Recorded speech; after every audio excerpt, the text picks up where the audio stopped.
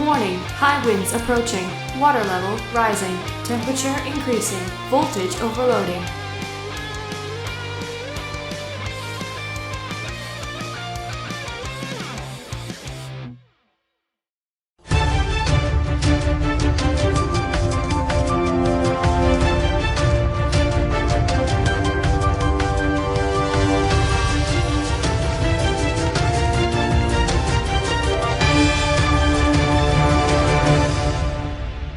Before we begin, thank you very much to TJOmega's devout follower of anti-clear plastic preaching for joining the Patreon campaign. Yes, come, hear my sermon.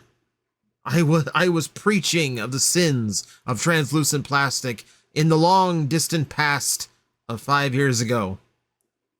And no one believed me, and now everyone has seen broken translucents. So ha!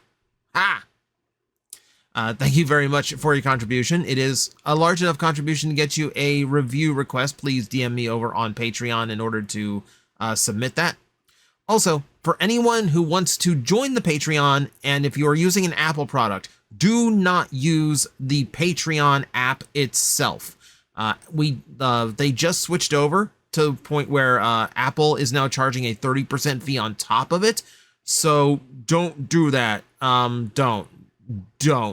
You can still do it on Apple product. Just use a browser instead of the Patreon app, and then you're fine. Or use a PC browser, you're fine. But yeah, and that's not on Patreon. Don't start that. That is purely Apple being greedy. Okay, so that is the Patreon business out of the way. Before we get to the actual toy news of the week, I'm going to do this one last time because this is the last call for anything that is currently on my eBay page. Anything that is bought in the next 24 hours will ship before I leave. Anything after that will probably wait a week. So if there is something on the list that you've been hawing over, please go check it out. I have dropped several of the prices to try and get these moved a little bit quicker. In particular, I would love to find a new home for Nitro and the Computron. Yes, I'm selling a sealed Computron. Me, the Computron guy. But it's time for it to find a new home. So, yeah, please go take a look. It's in the description below. Just click that link and hopefully find something you want. Okay, all the business now out of the way. We need to talk about the news of the week. So, there's so much that went on at Toy Fair. For the first time ever, I'm going to split my news into 2 separate videos. So we're going to be covering all the stuff in the world of Transformers that did not occur at Toy Fair, and we'll save everything else for a second video today. So hey, double shot before I take off for another state. But we are going to start where we're starting every time we have a HasLab update. We have Liokaiser's campaign now has 21 days to go, and we are currently looking at 14,032 backers. That puts us just under 2,000 to go until we get to the next stretch goal, which are the electromagnetic nunchucks, some extra accessories for all of the Liokaiser team to enjoy. Now, to go along with this update, we also have some new gray model breakdowns from Hasbro, so we can get a nice close-up look of all of the figures. And there's scale here as well. Then you can see all the different physical models of these designs, all looking pretty cool. Yeah, and these are being marketed as Voyager scale. They are a little bit small for Voyagers, but keep in mind the complexity of the designs. You not only have like the Breastmaster gimmick, but also the Combiner gimmick that these guys all have to handle. So I can kind of see why they would be considered Voyager. There is Hound, the toy that was over a year of being missing, is now just being used as comparison models. And you can see that they are noticeably taller than your standard deluxe. So they would probably be more close to Ironhide in size. You know, Ironhide had to be a Voyager because of the engineering complexity. Same thing is going for these guys. So it is a box of 7 Voyagers that we are going to be getting. That boils down to about $43 a Voyager. That's not too bad over retail. And if those extra additions get added in, yeah, I think the price is actually pretty decent. Yeah, there's a comparison size to Saber. There's a comparison to Deathsaurus. He is larger than Deathsaurus, which is kind of cool because that's a huge toy. No, I don't think we have a... The apt comparison would have been Victory Leo, but I'm not seeing that one. But no, there you go. So the physical Protos actually exist. We have, you know, and that's how they all look when they are individual. I'd still like to see poses for the tank guys because they do have like a really awkward system for their shoulders. I'd really like to see how those toys look in more dynamic poses. Have not seen that yet. Probably will not see that for quite a while. But cool to see the progress going on. Moving on, Takara has announced a few really cool things. First up, Dramatic Capture series has a brand new 3-pack and probably the most apropos 3-pack they could possibly release. You know, it's not like, you know, like the Decepticon leader set where they just kind of threw characters into a box. No. This one is strictly for the More Than Meets the Eye Part 1 toys, Jazz, Bumblebee, and Wheeljack in all of their origin designs. The new paint from Takara and the color adjustments look nice. They all look really, really good. I'd really like to see vehicle mode. This is the only promo shot we have now. Pre-orders are going to go up pretty soon. So maybe once that happens, we'll start getting some really good photos of these guys. What you can make out from here is the fact that Bumblebee now has a jetpack accessory, which is kind of cool. Gives him a little bit more to do, bulks out the set a little bit more. This is really cool for Takara because, keep in mind, these were not released in Japan. Remember, everyone in this shot was originally a store exclusive. And then Origin Bumblebee eventually went into the normal wave for a rerun. So cool that Japan's going to get a shot at these toys. They're very unique, and they all do their own thing, and they all do cool things, despite being very kibble heavy in order to accomplish it. But really, really cool of Takara to release them. I'm kind of excited to see how these are going to look once we get good shots of everybody. But that's not the big one. It's not the big one. The big one, they've officially announced Missing Link Arcee, and we have a pre-order date of March 6th. So everyone who is going to I'm going to be in I'm going to be busy that day. The pre-orders will probably hold out for a while. And yeah, you can see very G1 accurate designs, both looking very, very good. I'm thrilled that they are doing the retool of G1 cartoon Arcee right off the bat. Makes total sense for them to do that. Cool to see a unique head sculpt. So you not only have like the vintage, how she was supposed to look, and then the way you expect her to look, the kind of thing that they would do as a modern repaint. She looks good. My concern with the toy is that she will feel like a modern figure, when I think the appeal of Missing Link is that they still feel like they are classic toys, like the originals. They just have more articulation. So, you know, like seeing like how she has a panel on her back that's connected with tabs, then, you know, that very thin shell back there, that is very much a modern engineering thing. So that's not something Missing Link has typically done. That's my only real concern. I do think it's great that they went straight for like, here's a toy that never came out, and they do look good. I like that the G1 style Arcee has stickers hiding her exposed screws. And I actually like the screws being exposed on the vintage one, because that's kind of authentic to a lot of those old toys. We don't have great, like fully detailed photos of these just yet. Again, we'll probably see more on March 6th when all this goes up for pre-order.